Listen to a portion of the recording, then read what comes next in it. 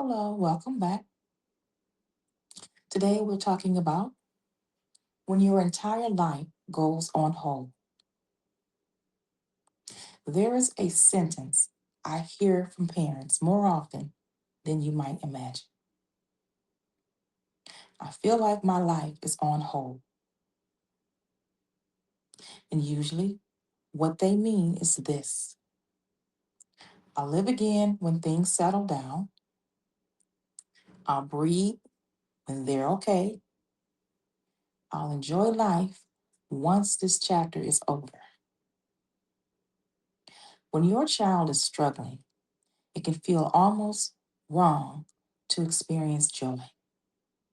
You may think, how can I laugh when they're hurting? How can I plan when the future feels uncertain? How can I move forward when I don't know what's coming next? So, without realizing it, you stop planning, you stop dreaming, you stop saying yes to things that once brought you life. For many parents, putting life on hold feels responsible. It feels loyal. But over time, waiting becomes a way of life. And waiting indefinitely creates quiet despair, not because you lost hope, but because you've stopped allowing yourself to live.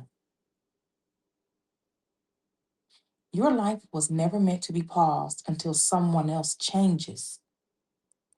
Your joy is not dependent on your child's choices. Living fully does not mean you've stopped caring. It means you've stopped punishing yourself. Scripture tells us that today has enough trouble of its own. You were not called to carry tomorrow's outcomes on your back.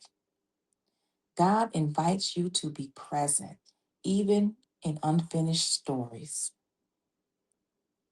I want you to ask yourself gently, what have I postponed because I'm waiting for things to change?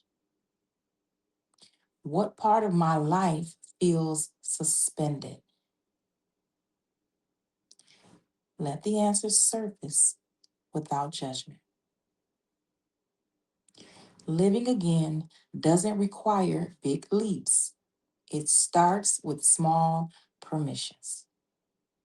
Permission to make plans, permission to laugh, permission to look forward to something, even while loving your child. So, in the next episode, we're going to talk about another area many parents struggle with: finances, guilt, and the pressure to keep helping. You are allowed to live, even in the middle of uncertainty.